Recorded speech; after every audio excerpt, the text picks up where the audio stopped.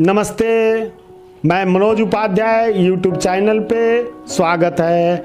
आज का शब्द है माहौल, वातावरण, इन्वायरमेंट। साथियों, हमारे सफलता और असफलता में माहौल का बहुत बड़ा योगदान होता है। आइए मैं एक एग्जाम्पल आपको देता हूँ। दोस्तों, उसके पहले मैं आपसे रिक्वेस्ट करता हूं कि कृपया मेरे चैनल को सब्सक्राइब करना ना भूलें। सब्सक्राइब जरूर करें, प्लीज़ प्लीज़ प्लीज़। दोस्तों, एग्जाम्पल है महाभारत युद्ध का, महाभारत काल का, द्वापर युग में जब महाभारत का युद्ध हुआ। दोस्तों, उस समय एक इवेंट हुआ, अभिमन्यु का वध। आप सब लोग मुझसे बेहतर जानते हैं। दोस्तों, महाभारत युद्ध में 18 अक्षौणी सेनाओं का इस्तेमाल किया गया, जिसमें 11 अक्षौणी सेना कौरवों के पास थी और 7 अक्षौणी सेना पांडवों के पास। दोस्तों, महाभारत युद्ध का नियम था कि सुबह सूर्योदय होते ही युद्ध की शुरुआत हो जाती थी और सूर्यास्त तो होते ही युद्ध स्थगित हो जाता था। फिर सब योद्धा अपने अपने शिविरों में लौटते थे और अपने पराये का हाल जानते थे कि कौन बचा और कौन मरा। दोस्तों, उस समय आपको मालूम होगा कि महाभारत युद्ध में ये करीब करीब 1 करोड़ लोग मरे थे। आज हम पॉपुलेशन की रोना रोते हैं, जनसंख्या की रोना रोते हैं, लेकिन देखिए मजे की बात कि द्वापर युग में महाभारत युद्ध के दौरान करीब करीब 1 करोड़ लोग मरे। 18 अक्षौणी सेनाओं का इस्तेमाल किया गया। 11 मतलब एक अक्षौणी सेना का मैं सिंपल में बता देता हूं, नहीं तो समय बहुत लगेगा।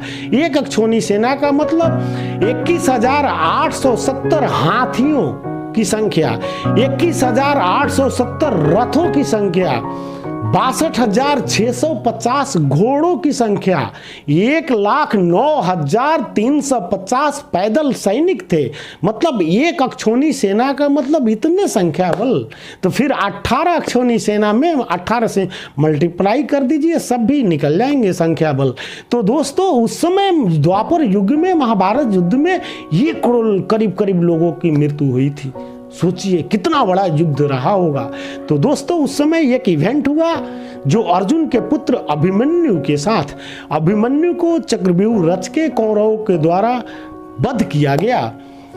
उस समय भगवान कृष्ण जो अर्जुन के रथ का सारथी थे, वो युद्ध के मैदान में कहीं अन्यत्र थे। जहां अभिमन्यु का वध हो रहा था वहां अवेलेबल नहीं थे, उपलब्ध नहीं थे। आए, वो काफी दुखी हुए अर्जुन को जब पता चला कि अभिमन्यु उनका पुत्र मारा गया। और दोस्तों, मारा भी इस तरह से गया, बाकी लोगों ने तो योद्धाओं ने मारा, लेकिन जब अर्जुन को पता चला कि अभिमन्यु को मारा गया, कौरवों ने वध कर दिया, तो मारा गया। फिर देखिए, जयद्रथ ने अर्जुन की इस बात की जानकारी थी, अर्जुन इस बात को जानते थे कि जयद्रथ ने अभिमन्यु का वध नहीं किया है, वध तो इन योद्धाओं ने किया है। लेकिन जब अभिमन्यु जमीन पे गिर पड़े, मरे हुए व्यक्ति के साथ, मरे हुए जब वो लाश हो गया, उसको जयद्रथ ने अपने लातों से मारा था, अपने पैरों से मारा था। इस बात का दुख था, इस बात का मलाल था, इस बात से दुखी थे। और अर्जुन वहीं अंजलि में उन्होंने जल लिया और ओथ ली, शपथ ली कि कल सूर्यास्त होने से पहले जब तक मैं जयद्रथ का वध न कर दूं, मैं खुद को अग्नि के हवाले कर दूंगा।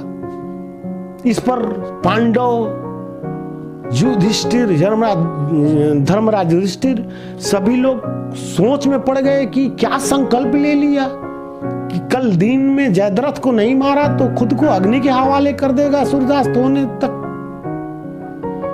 कौरव खुश हो गए कि बस एक दिन की बात है, एक दिन जयद्रथ को छुपा दो, अर्जुन खुद ब खुद रास्ते से हट जाएगा, कोई बाधा ही नहीं रहेगा। सबसे बड़ा बाधा तो यही है, फिर कौन रोक लेगा हमें। तो कौरव भी तो शक्तिशाली थे, ताकतवर थे, तभी तो भगवानों से युद्ध लड़ रहे थे। वो कोई छोटे मोटे तो इंसान थे नहीं। उन्होंने भी जयद्रथ को एक दिन के लिए छुपा लिया। फिर भगवान श्री कृष्ण और अर्जुन, सभी पांडवों की सेना खोजती रही कहीं मिला नहीं। जैसे जैसे दिन निकलती जा रही थी, जैसे जैसे दिन निकल रहा था, वैसे वैसे कौरवों के चेहरे पर मुस्कान बढ़ती जा रही थी। जैसे जैसे दिन बढ़ता चला गया, वैसे वैसे कौरवों का मुस्कुराहट बढ़ता चला गया। अब संध्या होने ही वाली थी, सूर्यास्त होने ही वाली थी। कुछ घंटों का समय बच गया, महज बहुत ही कम घंटों का समय बच गया। कौरवों के खुशी का ठिकाना न रहा। पांडव थक गए, कहीं जयद्रथ नहीं मिला।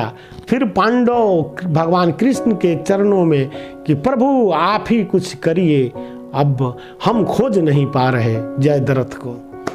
भगवान श्री कृष्ण कहते हैं कि ठीक है, रुको, घबराओ मत, मैं कुछ करता हूं। भगवान श्री कृष्ण ने बादलों को आदेश दिया कि सूरज भगवान को ढक लो। सूर्य नारायण को बादलों ने ढक लिया। सूर्यास्त हुआ नहीं था, लेकिन सूर्यास्त की तरह दिखने लगा। इस पर कौरवों के खुशी का ठिकाना न रहा। अक्सर बेवकूफ लोग, जिनके पास बुद्धि का दरकार नहीं होता, ताकतवर होते हैं, वो एक नंबर के जाहिल और गंवार होते हैं। जयद्रथ को कौरव ऐसे शैतान थे बिना बुद्धि के कि आगे कर दिया। अरे यार, 2-3 घंटा और छुपा लेते तो शायद सूर्यास्त कंप्लीट हो जाता, लेकिन बस खुशी का ठिकाना न रहा। जयद्रथ को आगे कर दिया और बोला कि अर्जुन, ये रहा जयद्रथ, अब तुम्हारा सूर्यास्त हो गया, तुम अपने आप को अग्नि के हवाले कर दो। जयद्रथ भी अर्जुन को गालियां देने लगा। फिर क्या था, भगवान श्री कृष्ण बादलों को इशारा किया, फिर से बादल हट गए, फिर से उजाला हो गया, रोशनी हो गई, धूप हो गई। कौरवों के चेहरे से मुस्कुराहट गायब। जयद्रथ तो ऐसे मानो कि जैसे भौचक के रह गया। अर्जुन भगवान श्री कृष्ण के तरफ देखने लगे, जो जमीन पर गिरे पड़े थे, जिनका गांडी उधर गिरा पड़ा था। भगवान कृष्ण कहते हैं कि क्या देखता है अर्जुन, ये है जयद्रथ, उठाओ अपने गांडीव को और मार दो अपने दुश्मन को, जिसने तुम्हारे पुत्र के वध में शामिल था। तो दोस्तों, मारा तो अर्जुन ने ही मारा। सब लोग कहते हैं कि अर्जुन ने ही जयद्रथ का वध किया, और कहा भी जाएगा, लेकिन माहौल किसने बनाया? अगर भगवान श्री कृष्ण न होते, माहौल नहीं बनाया होता, वातावरण नहीं बनाया होता, इन्वायरमेंट नहीं बना होता, तो अर्जुन का मारना मुश्किल था। तो दोस्तों, माहौल बहुत बड़ी चीज है। आप थोड़ा गंभीरता से ध्यान दें। आप जिस कार्य को भी करने जा रहे हैं, उसमें माहौल की आवश्यकता है। सकारात्मक माहौल, पॉजिटिव इन्वायरमेंट होनी चाहिए। पॉजिटिव आपके इन्वायरमेंट होंगे, पॉजिटिव माहौल होगा, सकारात्मक माहौल होगा, सकारात्मक वातावरण होगा, तो निश्चित रूप से सफलता आपकी चरम चूमेगी। तो दोस्तों, सफल होने के लिए सकारात्मक माहौल का जरूरत है। कृपया आप अपने माहौल को बनाएं, अपने माहौल पर ध्यान दें, अपने माहौल को फोकस करें, फिर देखें आप जो चाहते हैं, सफलता कदम दर कदम आपकी चरम चूमेगी। दोस्तों, आज के लिए बस इतना ही। कल तक मुझे फिर से दिया जाए इजाजत।